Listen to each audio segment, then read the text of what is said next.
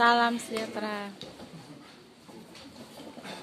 Kenalkan, nama saya Delvi Christian Mangi. Saya dari SD Gemit Igu ingin bercerita dongeng tentang tokek dan kakek bangau. Merabat tekeng akuaku. Menurut cerita orang tua-tua di Zabu, pada zaman dahulu kala, semua makhluk hidup di atas bumi ini dapat berkomunikasi satu dengan yang lainnya. Manusia bisa berbicara dengan hewan, dan hewan bisa berbicara dengan hewan lainnya. Mereka semua bersahabat dan saling tolong-menolong. Namun, di samping itu, ada juga yang mempunyai sifat jahat, bahkan saling membunuh. Di suatu daerah ada seekor tokek dan seekor bangau. Tokek ini dikenal dengan sebutan marabat teke karena usianya sudah dewasa, dan akuau atau disebut juga kakek bangau karena kelihatannya sudah tua. Pada suatu hari, merabat teke dan akuau bertemu. Seperti biasanya, mereka bercerita tentang pengalaman masing-masing. Tiba-tiba muncul niat dari akuau ingin mengajak merabat teke bepergian ke kota. Kota yang dimaksud di sini adalah kota Kupang, yang terletak di Pulau Timur di seberang lautan. Merabat teke, mai kodi la pehia larai kota ngarako, bitato iridi menemini ayat tu liha donane. Merabat teke, mari kita pesiar ke Kupang dulu, supaya kita tahu bagaimana keadaan daerah di situ. Ajak akuaku. Ani om ngalaya, jarang kedita pekat ilani. Begitu kau teman, tapi dengan apa kita berlayar ke sana? Sahut merabat teke. Oh, gapa hewe, tetep gamaya kawawalukku, bitana radita pekat ilani. Oh, mudah saja, saya akan kerja perahu lumpur supaya kita dapat berlayar ke sana, kata akuau. Lalu keduanya mulai berembuk. Kata akuau, au aba para gut awawi oke, ya aba para gut yawa, di tengah adi patolora rujara. Kamu bawa daging babi dan saya bawa makanan dari jagung, supaya kita makan di tengah perjalanan. Merabat teke pun setuju saja dengan usul akuau. Keduanya mulai bekerja. Akuau mulai membuat perahu dari lumpur. Setelah perahu selesai dibuat, dia mulai menumbuk jagung untuk bekal di perjalanan. Begitupun dengan merabat teke. Dia sedang mencari babi kecil dan membunuhnya untuk bekal mereka nantinya. Kemudian merabat teke dan akuau pun berlayar menuju Kupang. Sudah hampir ke tengah laut, keduanya mulai merasa lapar. Merabat teke menyuruh akuau untuk membuka bekalnya terlebih dahulu supaya mereka berdua makan bersama. Tapi akuau menolak dan menyuruh merabat teke membuka bekalnya terlebih dahulu.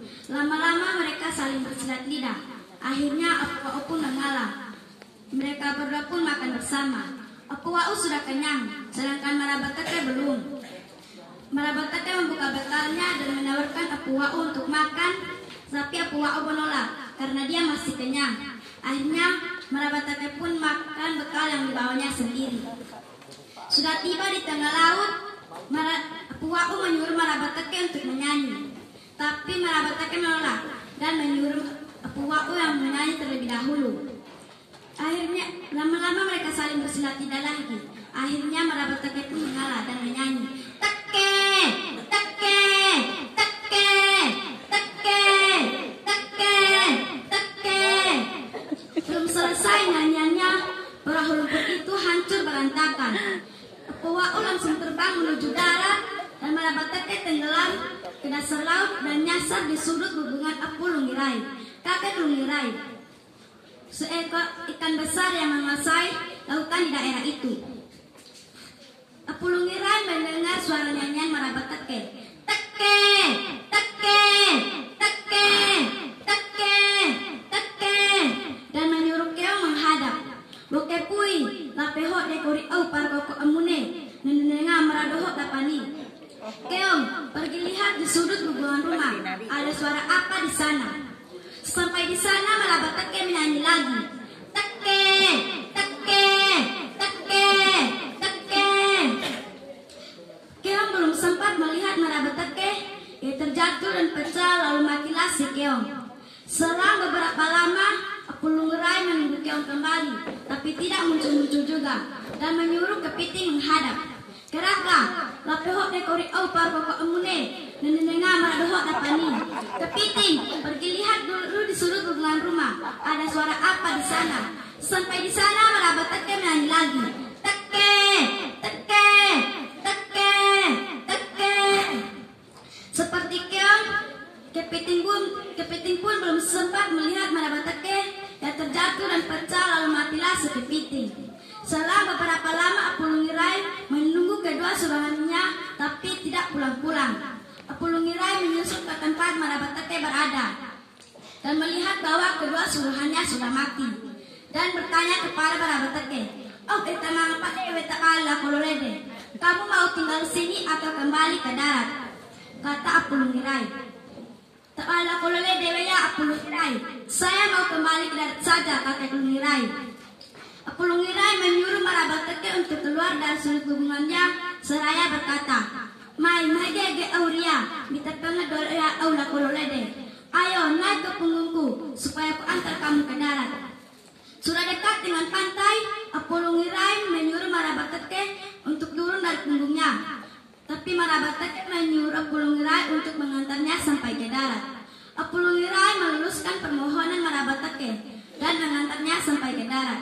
Apulung Ngerai membalikkan badan hendak pergi, tapi merabat teke menariknya hingga terjatuh dan mati. Merabat teke pun berlalu. Tidak jauh dari situ ada pohon tua, lontar. Merabat teke memilih untuk tinggal di pelepahnya. Sementara merabat teke di situ, lewatlah dua orang yang bernama Hegere dan Dokomone yang hendak pergi memotong daun tua, lontar. Keduanya mendengar suara nyanyian merabat teke. Teke, teke, teke. Nedu dengan ada ihe, nanti dawan to. Parang angin iye pala halai teh. Teke, teke, teke. Lihat orang gila ini. Tidak lihat makanan enak di pinggir pantai itu. Maksudnya Apulung Ngerai yang sudah terkapar di pantai. Hegere dan Dokomone melihat ke arah pantai. Ternyata ada ikan besar di sana. Hegere dan Dokomone mulai memotong-motong ikan tersebut dan membawanya pulang ke rumah. Keesokan harinya, merabat teke ingin menggoda orang yang lewat di situ lagi. Ia turun dari tempat kediamannya dan menarik batu besar yang mirip seperti ikan. Dan lalu lewatlah di situ lagi Hegere dan Dokomone. Merabat teke memulai aksinya dengan menyanyi, "Teke, teke, teke. Neda mudeng ada ihe ngedidawat loh. Na angin iye pala halani deh. Teke, teke, teke." Lihat orang gila ini. Tidak lihat makanan enak di pinggir pantai itu. Hegere dan Dokomone melihat ke arah pantai. Ternyata ada seonggok benda besar di sana yang mirip seperti ikan besar seperti kemarin. Hegere dan Dokomone mulai memotong-motong benda tersebut. Tapi apa yang terjadi? Isi pisau dan tangan mereka sudah tumpul. Keduanya sadar bahwa mereka telah dikelabui oleh merabat teke. Hegere dan Dokomone membakar pohon lontar tersebut dan merabat teke pun mati di lahap api. Itulah pelajaran bagi siapa saja yang suka melakukan hal-hal yang tidak baik, seperti merabat teke yang tidak tahu membalas budi dan suka mengganggu kehidupan makhluk lain. Sebagai balasannya malapetaka datang menimpa, apa yang ditabur itulah yang dituai. Sekian dan terima kasih.